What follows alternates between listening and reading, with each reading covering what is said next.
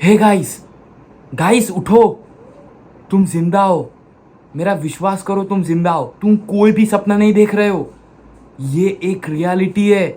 जागो। तो यार ये कोई ड्रीम से कम मोमेंट नहीं है। ये एक रियलिटी है। ये एक मोमेंट है जो कि हमारे सामने कल पेश हुआ था कि आरडीजे मतलब अपना रॉबर्ट डाउनी जूनियर वापिस से मार्वल सिनेमैटिक यूनिवर्स के अंदर रिटर्न करने वाला है। और वो भी कोई ऐसे वैसे रोल के लिए नहीं, बल्कि पूरे कॉमिक बुक यूनिवर्स का सबसे बड़ा एंटागनिस्ट के तौर पे, मतलब अपने विक्टर वॉन डूम के रोल के लिए। लेकिन हम लोग जाके क्रोनोलॉजिकली सीक्वेंस वाइज ऑर्डर के तौर पे, जहां पे मार्वल के hall at San Diego Comic Con के पैनल की शुरुआत होती है Captain America brave new world के साथ, जहां पे केविन फाइगी सबसे पहले आके ये बताते कि इस हॉल एच की पैनल के अंदर आज हम लोग सिर्फ 3 ही मूवी के बारे में डिस्कस करने वाले हैं। वो है अपनी captain America brave new world, Thunderbolts और अपनी फैंटास्टिक फोर। तो वहां पे सबसे पहले captain America brave new world से शुरुआत करते हैं, जहां पे captain America brave new world की पूरी कास्ट को सैन डिएगो कॉमिक कॉन के हॉल एच के स्टेज पे बुलाया जाता है, जहां पे अपने एंथनी मैकी के सैम विल्सन, उसी के साथ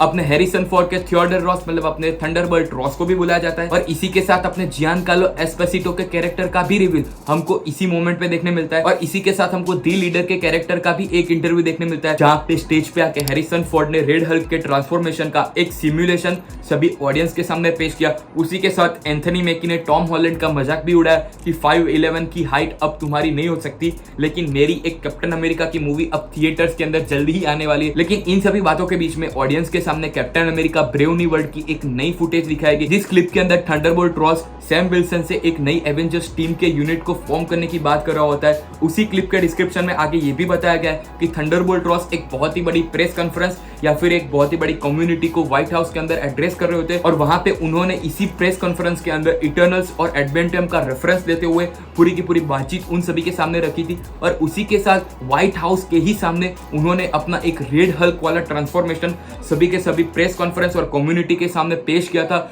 जो कि एक बहुत ही ज्यादा शॉकिंग मोमेंट था। और इसी के साथ इस क्लिप के डिस्क्रिप्शन के अंदर यह भी बताया गया कि जियानकार्लो एस्पेसिटो के कैरेक्टर की ट्रू आइडेंटिटी भी रिवील कर दी गई है, जिसका नाम होने वाला है Seth Volker aka Sidewinder. Sidewinder Marvel Comics के अंदर बिलोंग करने वाला एक कैरेक्टर है, जो कि सर्पेंट सोसाइटी का किंग है, और उसी ने ही सभी सर्पेंट सोसाइटी के मेंबर्स को भी रिक्रूट किया है। और कॉमिक्स के अंदर उसके पास एक स्पेशल सूट होता है, जिसका यूज करके वो लिटरली कई जगहों पे टेलीपोर्ट भी कर सकते हैं। और कॉमिक बुक के अंदर ये कैरेक्टर रॉक्सन ऑयल कॉर्पोरेशन द्वारा हायर किया गया महज एक विजिलेंटी होता है या फिर एक एग्जीक्यूशनर होता है, जो कि जगह जगह पे घूम के सभी सुपर हीरोज को मारने की कोशिश कर रहा होता है। और कॉमिक बुक के अंदर इस कैरेक्टर का कहीं और सिग्निफिकेंट रोल तो नहीं दिखाया गया, लेकिन थंडरबोल्ट से इसका कहीं ना कहीं कनेक्शन कॉमिक बुक के अंदर देखने मिलता है। और इसी के साथ इस फुटेज के एंडिंग में हमको ये भी बताया गया कि एडमेंटियम और इसी के एक्सट्रैक्शन से रिलेटेड कई सारी फाइट या फिर कई सारे जियोपॉलिटिकल अफेयर्स हमको इस मूवी के अंदर भी देखने मिलने वाले। और इसी के साथ captain America brave new world का पैनल एंड करता है और मार्वल की मई 2025 के अंदर रिलीज होने वाली फिल्म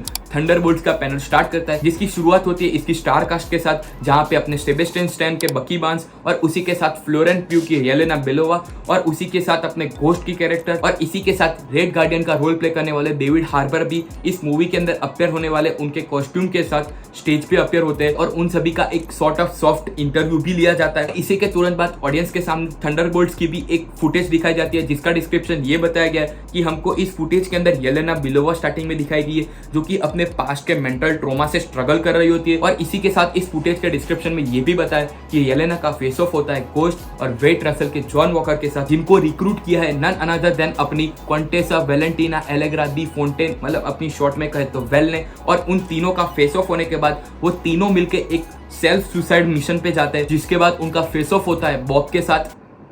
बॉब माने तो बॉब रेनॉल्ड्स, मतलब रॉबर्ट रेनॉल्ड्स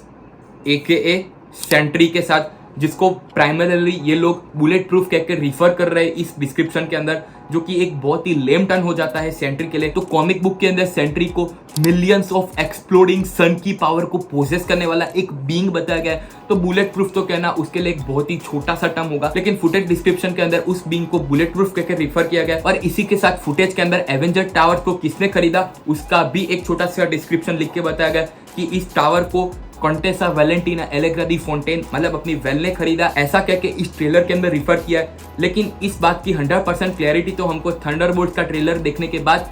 या फिर मैं बोलूँ थंडरबोल्ट्स मूवी देखने के बाद ही पता चलेगा कि कौन सा ऐसा बड़ा चेहरा है जो कि एवेंजर्स टावर को खरीदने के लिए रिस्पॉन्सिबल है। और इसी के साथ थंडरबोल्ट्स की पैनल खत्म हो जाती है और उसके तुरंत बाद स्टार्ट होती है मार्वल की फर्स्ट फैमिली की कॉमिक पैनल। मैं बात कर रहा हूँ फैंटास्टिक फोर की, जहाँ पे हमको फैंटास्टिक फोर का एक नया अपग्रेडेड टाइटल भी रिवील करके बताया गया है, जिसका नाम है दी फैंटास्टिक फोर फर्स्ट स्टेप। और इसी के साथ फैंटास्टिक फोर की पूरी कास्ट हॉल एच के स्टेज पे आती है, जहाँ पे हमको पेड्रो पास्कल के रीड रिचर्ड, वेनेसा कर्बी की सू स्ट्रॉम, जोसेफ क्विन का जॉनी स्ट्रॉम और अपने इबॉन मॉस बैकराक का बेन ग्रिम, इन सभी को एक एक करके इंट्रोड्यूस करवाया जाता है हॉल एच के स्टेज के पर। और इसी के साथ हमको इस फिल्म के डायरेक्टर मैट शेकमैन भी एक छोटा सा इंटरव्यू देते हुए दिखाई देते, जहाँ पे वो कुछ एक इंपॉर्टेंट डिटेल्स को हम सभी के साथ शेयर करते, जहाँ पे वो ये बताते कि इस फिल्म को 4:3 के एस्पेक्ट रेशियो के अंदर शूट किया गया था। और उसी के साथ उन्होंने ये भी बताया कि इस फिल्म को ये लोग फुल्ली आईमैक्स कैमरा के साथ शूट करने वाले। और इसी के साथ इस मूवी का म्यूजिक माइकल गियाचिनो कंपोज करने वाले,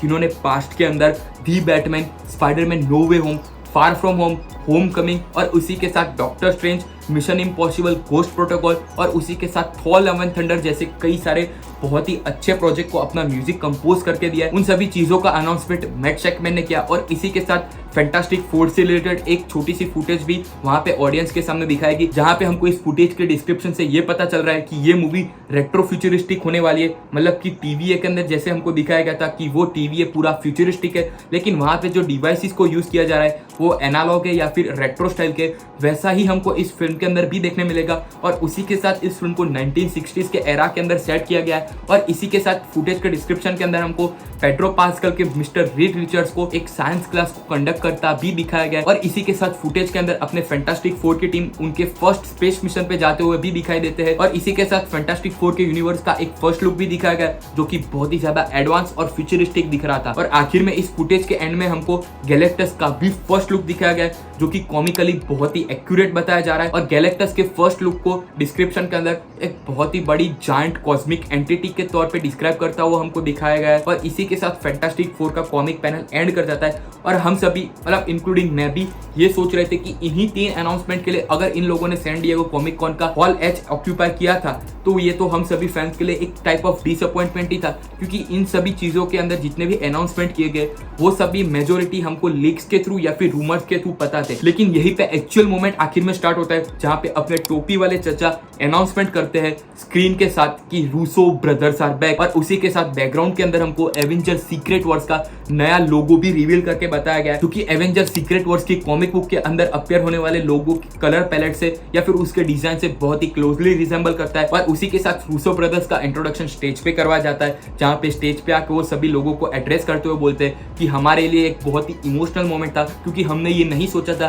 कि एंड गेम के बाद हमको मार्वल सिनेमैटिक यूनिवर्स के अंदर दो एवेंजर्स फिल्म को डायरेक्ट करने का वापस से मौका मिलेगा, जहां पे हम सभी के लिए एक बात ये कंफर्म हो जाती है कि एवेंजर्स 5 और एवेंजर्स सीक्रेट वॉर्स को रूसो ब्रदर्स ही डायरेक्ट करने वाले। और इसी के साथ मार्वल के पुराने राइटर जिन्होंने रूसो ब्रदर्स के साथ काम किया था, Captain America Winter Soldier, Captain America civil war और उसी के साथ एवेंजर्स की आखिरी 2 मूवी एवेंजर्स इन्फिनिटी वॉर और एवेंजर्स एंड गेम, जिन्होंने राइट किया था अपने स्टीवन मैकफिली, उनका भी रिटर्न इन 2 मूवी को लिखने के लिए होने वाला है। तो इन सभी अच्छे अनाउंसमेंट के साथ फाइनली एवेंजर्स 5 का टाइटल रिवील भी रूसो ब्रदर्स और केविन फाइगी के द्वारा किया जाता है, जहां पे हमको ये पता चलता है कि एवेंजर्स 5 का न्यू नेम होने वाला है एवेंजर्स 5 डूम्सडे। और एवेंजर्स 5 डूम्सडे के अनाउंसमेंट के तुरंत बाद हम लोग कई लोगों को डॉक्टर डूम का मास्क पहने हुए स्टेज पे आते हुए देखते, और उसी के तुरंत बाद रूसो ब्रदर्स और केविन फाइगी दोनों मिलके डॉक्टर डूम के इंट्रोडक्शन की बात करते हैं। तो हमारे सामने इस डिकेड का या फिर मैं बोल सकता हूँ इस पूरे 21st सेंचुरी का अब तक का सबसे बड़ा अनाउंसमेंट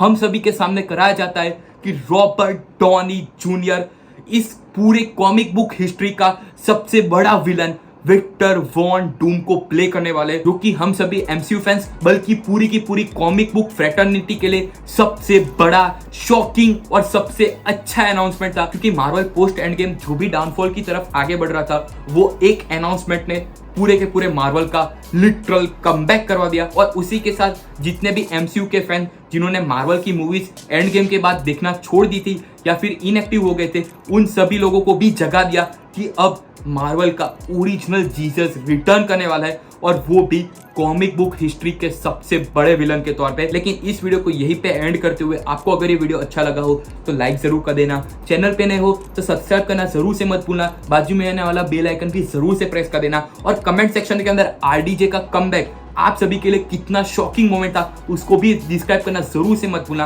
और आप सभी लोगों के साथ मैं रोड टू एवेंजर्स डूम्सडे के एक नए वीडियो के साथ जल्दी ही मिलूंगा। तब तक के लिए गुड बाय।